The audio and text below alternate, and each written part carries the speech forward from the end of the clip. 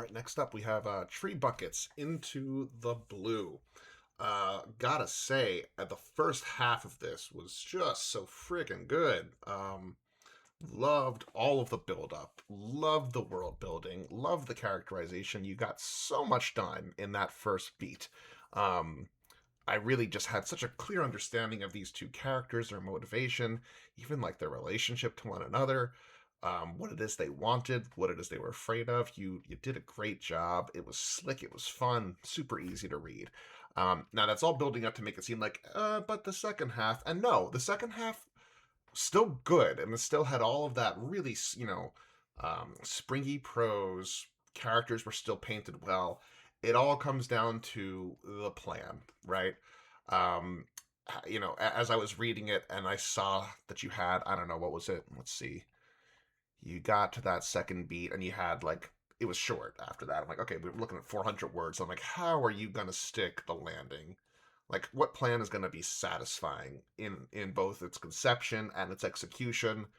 You made, I think, a smart choice in, we have the jump off and then who knows? Because this is flash fiction and you're not going to, be able to show us what happens next.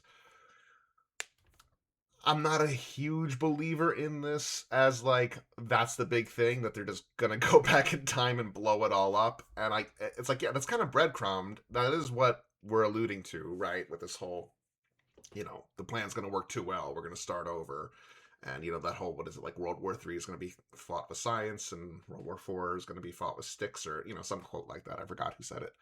Oh God, that's embarrassing. Was it Einstein?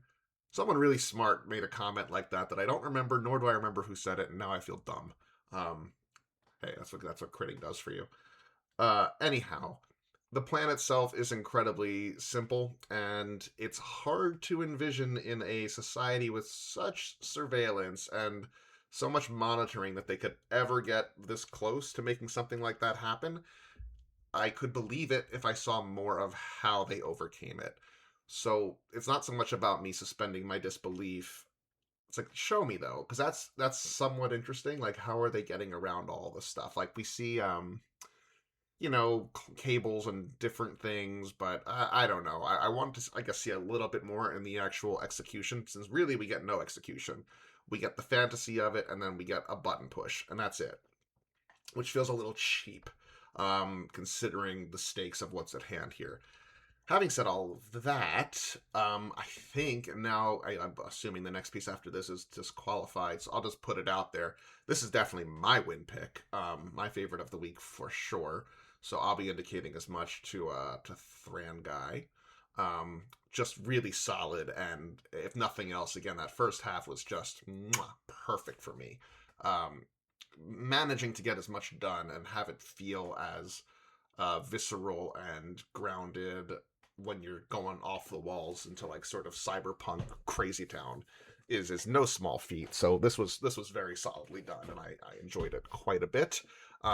This is the kind of thing where, if we got another story about what happened after the big blue button, the characters are compelling enough that I would actually be interested in reading more. So I don't know if that's at all something that you're thinking about, but the way you've developed all of this makes me want more. So I hope you think about that, whether it's this or, you know, expanding beyond just Flash. Like, this is really solid stuff, and it's a compliment from me, because it usually is not how I feel, that I would want to read more. So I do want to read more. Well done. Well done.